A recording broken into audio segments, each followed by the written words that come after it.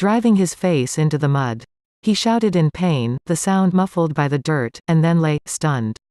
She went back to him then, and knelt at his head, his hairy earlobe inches from her lips. "I wasn't waiting for you at the cafe.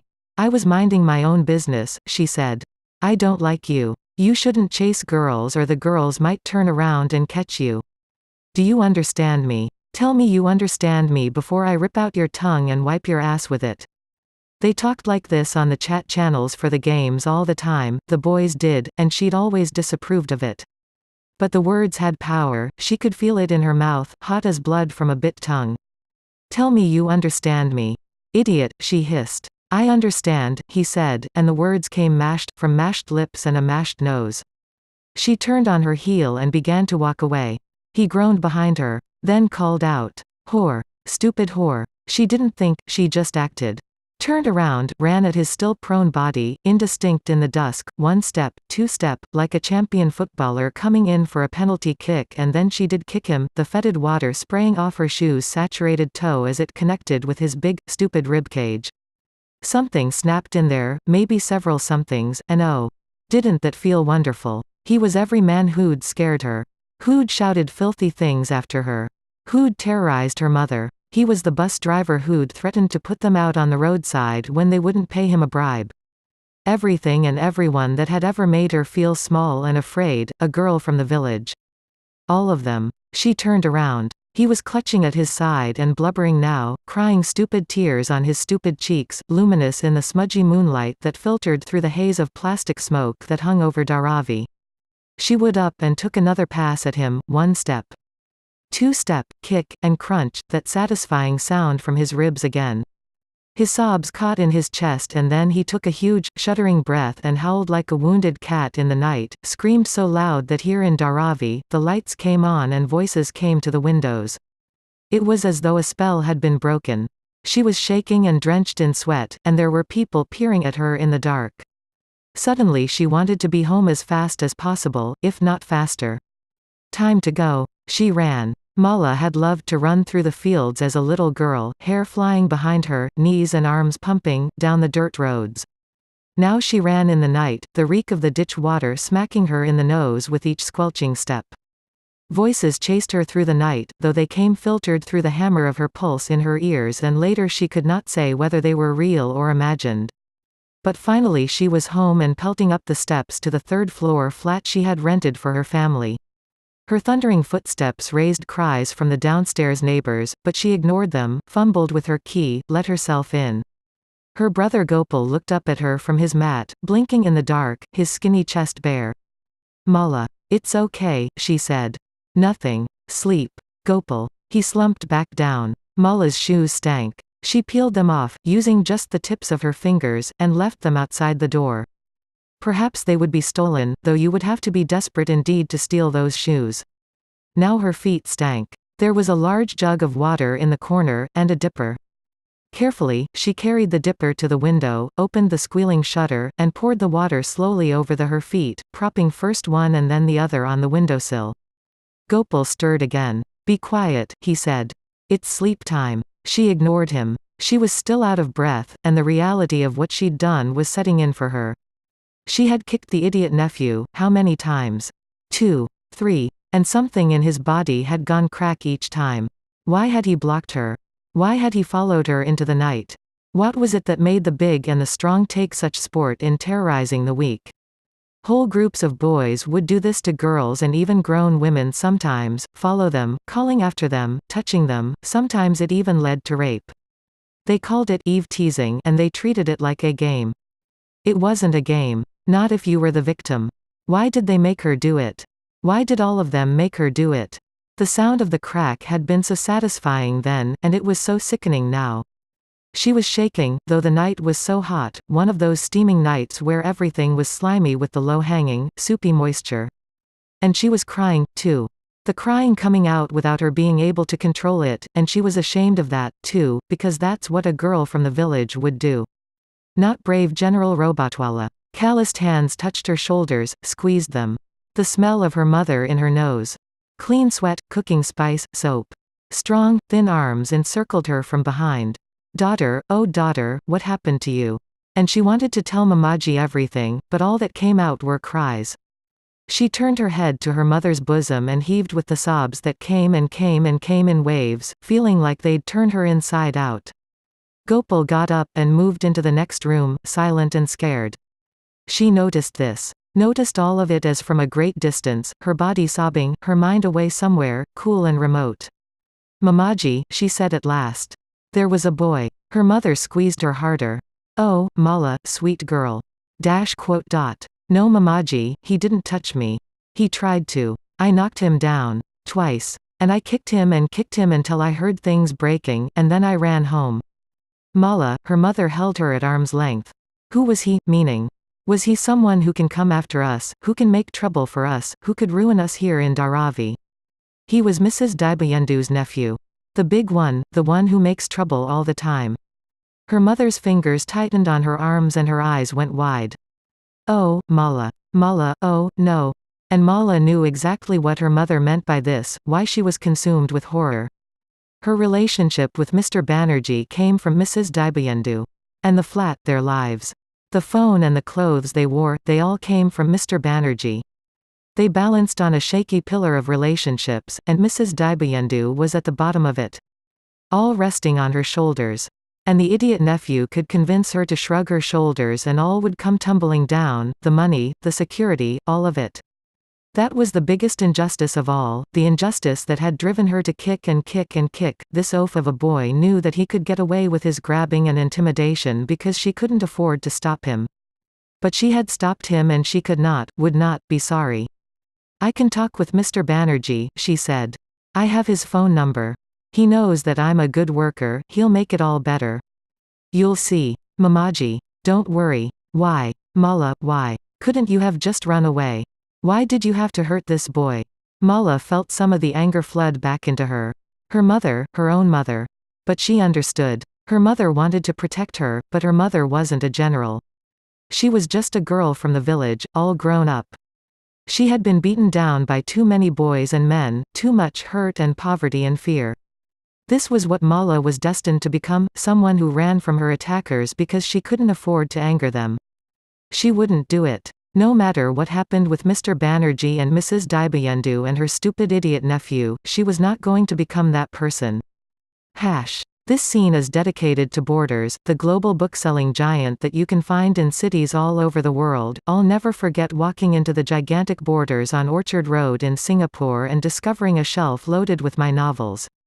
For many years, the Borders in Oxford Street in London hosted Pat Cadigan's monthly science fiction evenings, where local and visiting authors would read their work, speak about science fiction and meet their fans. When I'm in a strange city, which happens a lot, and I need a great book for my next flight. There always seems to be a Borders brimming with great choices. I'm especially partial to the Borders on Union Square in San Francisco. Borders worldwide. If you want to get rich without making anything or doing anything that anyone needs or wants, you need to be fast. The technical term for this is arbitrage. Imagine that you live in an apartment block and it's snowing so hard out that no one wants to dash out to the convenience store. Your neighbor to the right. Mrs. Hungry wants a banana and she's willing to pay 50 cents for it. Your neighbor to the left. Mr. Full has a whole cupboard full of bananas, but he's having a hard time paying his phone bill this month, so he'll sell as many bananas as you want to buy for 30 cents a piece. You might think that the neighborly thing to do here would be to call up Mrs. Hungry and tell her about Mr. Full, letting them consummate the deal. If you think that, forget getting rich without doing useful work. If you're an arbitrager, then you think of your neighbor's regrettable ignorance as an opportunity. You snap up all of Mr. Full's bananas, then scurry over to Mrs. Hungry's place with your hand out. For every banana she buys, you pocket 20 cents. This is called arbitrage. Arbitrage is a high-risk way to earn a living. What happens if Mrs. Hungry changes her mind? You're stuck holding the bananas. That's what. Or what happens if some other arbitrager beats you to Mrs. Hungry's door, filling her apartment with all the bananas she could ever need? Once again, you're stuck with a bunch of bananas and nowhere to put them, though a few choice orifices do suggest themselves here. In the real world, Arbitrageurs don't drag around bananas, they buy and sell using networked computers, surveying all the outstanding orders, bids, and asks, and when they find someone willing to pay more for something than someone else is paying for it, they snap up that underpriced item, mark it up, and sell it. And this happens very, very quickly. If you're going to beat the other arbitrageurs with the goods, if you're going to get there before the buyer changes her mind, you've got to move faster than the speed of thought. Literally. Arbitrage isn't a matter of a human being vigilantly watching the screens for price differences. No, arbitrage is all done by automated systems. These little trader bots rove the world's networked marketplaces, looking for arbitrage opportunities, buying something and selling it in less than a microsecond. A good arbitrage house conducts 1 billion or more trades every day, squeezing a few cents out of each one. 1 billion times a few cents is a lot of money. If you've got a fast computer cluster, a good software engineer, and a blazing network connection, you can turn out $10 or $20 million a day. Not bad, considering that all you're doing is exploiting the fact that there's a person over here who wants to buy something and a person over there who wants to sell it. Not bad, considering that if you and all your arbitraging buddies were to vanish tomorrow, the economy and the world wouldn't even notice. No one needs or wants your service, but it's still a sweet way to get rich. The best thing about arbitrage is that you don't need to know a single, solitary thing about the stuff you're buying and selling in order to get rich off of it. Whether it's bananas or a Vorpal blade, all you need to know about the things you're buying is that someone over here wants to buy them for more than someone over there wants to sell them for. Good thing, too, if you're closing the deal in less than a microsecond. There's no time to sit down and Google up a bunch of factoids about the merchandise. And the merchandise is pretty weird. Start with the fact that a lot of this stuff doesn't even exist. Vorpal blades. Grabbathar's hammers. The gold of 1,000 imaginary lands. Now consider that people trade more than gold, the game gods sell all kinds of funny money. How about this one? Offered. Svartalfheim Warriors bonds, worth 100.000 gold, payable 6 months from now. This isn't even real fake gold, it's the promise of real fake gold at some time in the future. Stick that into the market for a couple months, baby, and watch it go. Here's a trader who'll pay 5% more than it was worth yesterday. He's betting that the game will get more popular sometime between now and 6 months from now, and so the value of goods in the game will go up at the same time. Or maybe he's betting that the game gods will just raise the price on everything and make it harder to clobber enough monsters to raise the gold to get it, driving away all but the hardest core players. Who'll pay anything to get their hands on the dough? Or maybe he's an idiot. Or maybe he thinks you're an idiot and you'll give him 10% tomorrow, figuring that he knows something you don't. And if you think that's weird, here's an even better one. Coca-Cola sells you a 6-month Svartalfheim Warriors 100.000 gold bond, but you're worried that it's going to fall in value between now and D-Day, when the bond matures. So you find another trader and you ask him for some insurance. You offer him $1.50 to insure your bond. If the bond goes up in value, he gets to keep the $1.50 and you get to keep the profits from the bond. If the bond goes down in value, he has to pay you the difference. If that's more than $1.50, he's losing money. This is basically an insurance policy. If you go to a life insurance company and ask them for a policy on your life, they'll make a bet on how likely it is that you're going to croak, and charge you enough that, on average, they make a profit providing they're guessing accurately at your chances of dying. So if the trader you're talking to thinks that Svartalfheim Warriors is going to tank, he might charge you $10, or $100. So far, so good, right? Now, here's where it gets even weirder. Follow along. Imagine that there's a third party to this transaction, some guy sitting on the sidelines, holding onto a pot of money, trying to figure out what to do with it. He watches you go to the trader and buy an insurance policy for $1.50, if Svartalfheim Warriors gets better. You're out $1.50, if it gets worse, the trader has to make up the difference. After you've sealed your deal, this third party, being something of a ghoul, goes up to the same trader and says, "Hey, how about this? I want to place the same bet you've just placed with that guy. I'll give you $1.50 and if his bond goes up, you keep it." If his bond goes down, you pay me and him the difference, essentially. This guy is betting that your bond is junk, and so maybe he finds a taker. Now he's got this bet, which is worth nothing if your bond goes up, and worth some unknown amount if your bond craters. And you know what he does with it. He sells it. He packages it up and finds some sucker who wants to buy his $1.50 bet on your bond for more than the $1.50 he'll have to cough up if your bond goes up. And the sucker buys it and then he sells it. And then another sucker buys it and he sells it. And before you know it, the 100.000 gold piece bond you bought for $15 has $1 worth of bets hanging off of it.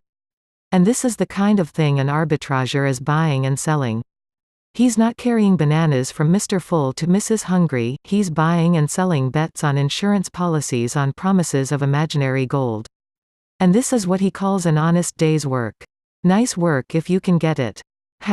This scene is dedicated to Compass Books Inc., the oldest independent bookstore in the western USA. They've got stores up and down California, in San Francisco, Burlingame, Mountain View and Palo Alto, but coolest of all is that they run a killer bookstore in the middle of Disneyland's Downtown Disney in Anaheim. I'm a stone Disney park freak, see my first novel. Down and out in the Magic Kingdom if you don't believe it, and every time I've lived in California. I've bought myself an annual Disneyland pass, and on practically every visit, I drop by Compass Books in downtown Disney.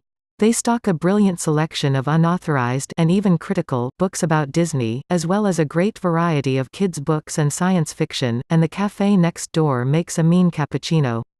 Compass Books Inc. Matthew Fong and his employees raided through the night and into the next day, farming as much gold as they could get out of their level while the getting was good. They slept in shifts, and they co-opted anyone who made the mistake of asking what they were up to, dragooning them into mining the dungeon with them. All the while, Master Fong was getting the gold out of their accounts as fast as it landed in them. He knew that once the game gods got wind of his operation, they'd swoop in, suspend everyone's accounts, and seize any gold they had in their inventory. The trick was to be sure that there wasn't anything for them to seize. So he hopped online and hit the big brokerage message boards. These weren't just gray market, they were blackest black, and you needed to know someone heavy to get in on them. Matthew's heavy was a guy from Sichuan, skinny and shaky, with several missing teeth. He called himself Cobra, and he'd been the one who'd introduced Matthew to Boss Wing all those months before. Cobra worked for someone who worked for someone who worked for one of the big cartels, tough criminal organizations that had all the markets for turning game gold into cash sewn up.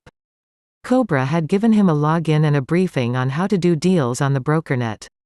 Now as the night wore on, he picked his way through the interface, listing his gold and setting an asking price that was half of the selling price listed on the white above-ground gold store that Guilos used to buy the game gold from the brokers. He waited, and waited, and waited, but no one bought his gold. Every game world was divided into local servers and shards, and when you signed up, you needed to set which server you wanted to play on. Once you'd picked a server, you were stuck there, your tune couldn't just wander between the parallel universes. This made buying and selling gold all the more difficult. If a Guilo wanted to buy gold for his tune on server A, he needed to find a farmer who had mined his gold on server A. If you mined all your gold on server B, you were out of luck. That's where the brokers came in. They bought gold from everyone, and held it in an ever-shifting network of accounts, millions of tunes who fanned out all over the worlds and exchanged small amounts of gold at irregular intervals, to fool the anti-laundering snoops in the game logic that relentlessly hunted for farmers and brokers to bust. Avoiding those filters was a science, one that had been hammered together over decades in the real world before it migrated to the games. If a big pension fund in the real world wanted to buy $500 million worth of stock in Google, the last thing they want to do is tip off everyone else that they're about to sink that much cash into Google. If they did, everyone else would snap up Google stock before they could get to it, mark it up, and gouge them on it. So anyone who wants to buy a lot of anything, who wants to move a lot of money around, has to know how to do it in a way that's invisible to snoops. They have to be statistically insignificant, which means that a single big trade has to be broken up into millions of little trades that look like ordinary suckers buying and selling a little stock for the hell of it. No matter what secrets you're trying to keep and no matter who you're trying to keep them from, the techniques are the same. In every game world there were thousands of seemingly normal characters doing seemingly normal things, giving each other seemingly normal sums of money, but at the end of the day, it all added up to millions of gold in trade. Taking place right under the noses of the game gods. Matthew down-priced his gold, seeking the price at which a broker would deign to notice him and take it off of him. All the trading took place in slangy, rapid Chinese. That was one of the ways the brokers kept their hold on the market, since there weren't that many Russians and Indonesians and Indians who could follow it and play along, replete with insults and wheedles. Eventually, Matthew found the magic price. It was lower than he'd hoped for, but not by much, and now that he'd found it, he was able to move the team's gold as fast as they could accumulate it, shuttling dummy players in and out of the dungeon they were working to take the cash to bots run by the brokers. Finally, it dried up. First, the amount of gold in the dungeon sharply decreased, with the gold dropping from 12.000 per hours to 8.000, then 2.000, then a paltry 100. The Mariritbane disappeared next, which was a pity, because he was able to sell that directly, hawking it in the big towns, pasting and pasting and pasting his offer into the chat where the real players could see it. And then in came the cops, moderators with special halos around them who dropped canned lectures into the chat, stern warnings about having violated the game's terms of service. And then the account suspensions. The games vanishing from one screen after another, popping like soap bubbles. They were all dropped back to the login screens and they slumped, grinning crazy and exhausted, in their seats, looking at each other in exhausted relief. It was over, at last. How much? Lou asked, flung backwards over his chair. Not opening his eyes or lifting his head. How much? Master Fong. Matthew didn't have his notebooks anymore, so he'd been keeping track on the insides of Double Happiness cigarette packages, long, neat tallies of numbers. His pen flickered from sheet to sheet, checking the math one final time, then quietly, $3.400. There was a stunned silence. How much? Lou had his eyes open now. Matthew made a show of checking the figures again, but that's all it was, a show.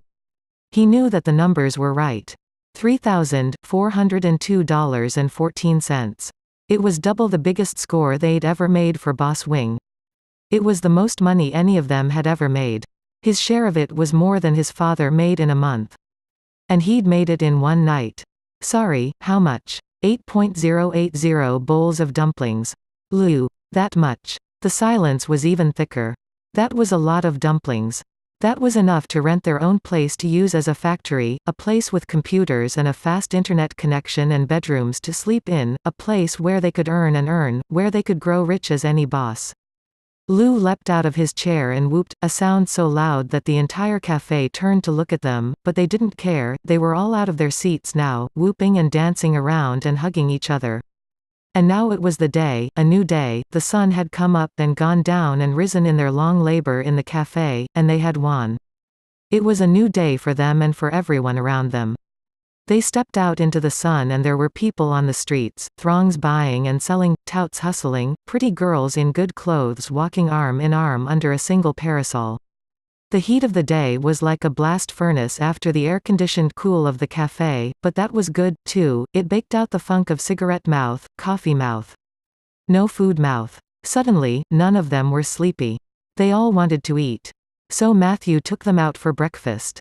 They were his team, after all. They took over the back table at an Indian restaurant near the train station, a place he'd overheard his uncle Yiuu telling his parents about, bragging about some business associate who took him there. Very sophisticated. And he'd read so much about Indian food in his comics, he couldn't wait to try some. All the other customers in there were either foreigners or Hong Kong people, but they didn't let that get to them. The boys sat at their back table and played with their forks and ate plate after plate of curry and fresh hot flatbreads called naan, and it was delicious and strange and the perfect end to what had turned out to be the perfect night. Halfway through the dessert, delicious mango ice cream, the sleeplessness finally caught up with them all. They sat on their seats in their torpor, hands over their bellies, eyes half open, and Matthew called for the check. They stepped out again into the light. Matthew had decided to go to his parents' place, to sleep on the sofa for a little while, before figuring out what to do about his smashed room with its smashed door. As they blinked in the light, a familiar Weno-accented voice said, "You aren't a very smart boy, are you?" Matthew turned. Boss Wing's man was there, and 3 of his friends. They rushed forward and grabbed the boys before they could react, one of them so big that he grabbed a boy in each hand and nearly lifted them off their feet. His friends struggled to get free, but Boss Wing's man methodically slapped them until they stopped. Matthew couldn't believe that this was happening, in broad daylight, right here next to the train station. People crossed the street to avoid them. Matthew supposed he would have done so too. Boss Wing's man leaned in so close Matthew could smell the fish he'd had for lunch on his breath. "Why are you a stupid boy? Matthew, you didn't seem stupid when you worked for Boss Wing. You always seemed smarter than these children." He flapped his hand disparagingly at the boys. "But Boss Wing, he trained you, sheltered you, fed you, paid you. Do you think it's honorable or fair for you to take all that investment and run out the door with it?" "We don't owe Boss Wing anything," Lou shouted. "You think you can make us work for him?" Boss Wing's man shook his head. "What a little hothead. No one wants to force you to do anything, child. We just don't think it's fair for you to take all the training and investment we made in you and run across the street and start up a competing business. It's not right, and Boss Wing won't stand for it." The curry churned in Matthew's stomach. "We have the right to start our own business." The words were braver than he felt, but these were his boys, and they gave him bravery. If Boss Wing doesn't like the competition, let him find another line of work. Boss Wing's man didn't give him any forewarning before he slapped Matthew so hard his head rang like a gong. He stumbled back 2 steps. Then tripped over his heels and fell on his ass, landing on the filthy sidewalk. Boss Wing's man put a foot on his chest and looked down at him. "Little boy, it doesn't work like that. Here's the deal, Boss Wing understands if you don't want to work at his factory. That's fine. He's willing to sell you the franchise to set up your own branch operation of his firm. All you have to do is pay him a franchise fee of 60% of your gross earnings. We watched your gold sales from Svartalfheim. You can do as much of that kind of work as you like, and Boss Wing will even take care of the sales end of things for you, so you'll be free to concentrate on your work. And because it's your firm, you get to decide how you divide the money. You can pay yourself anything you like out of it." Matthew burned with shame. His friends were all looking at him, goggle-eyed, scared. The weight from the foot on his chest increased until he couldn't draw a breath. Finally, he gasped out, "Fine," and the pressure went away. Boss Wing's man extended a hand, helped him to his feet. "Smart," he said. "I knew you were a smart boy." He turned to Matthew's friends. "Your little boss here is a smart man. He'll take you places. You listen to him now." Then, without another word, he turned on his heel and walked away, his men following him. This scene is dedicated to Anderson's Bookshops, Chicago's legendary kids' bookstore. Anderson's is an old family-run business, which started out as an old-timey drugstore selling some books on the side. Today, it's a booming, multi-location kids' book empire, with some incredibly innovative bookselling practices that get books and kids together in really exciting ways. The best of these is the store's mobile book fairs, in which they ship huge, rolling bookcases, already stocked with excellent kids' books, direct to schools on trucks. Voila, instant book fair. Anderson's Bookshops. 123 West Jefferson. Naperville, Illinois, 60540 USA +1 630 355 2665. The car that had plowed into Wei Dong's father's car was driven by a very exasperated, very tired British man, fat and bald, with 2 angry kids in the back seat and an angry wife in the front seat. He was steadily, quietly cursing in British, which was a lot like cursing in American, but with a lot more bloodies in it. He paced the sidewalk beside the wrecked Huawei, his wife calling at him from inside the car to get back in the bloody car. But Ronald wasn't having any of it. Wei Dong sat on the narrow strip of grass between the road and the sidewalk, dazed in the noon sun, waiting for his vision to stop swimming. Benny sat next to him, holding a wad of Kleenex to staunch the bleeding from his broken nose, which he'd bounced off of the dashboard. Wei Dong brought his hands up to his forehead to finger the lump there again. His hands smelled of new plastic.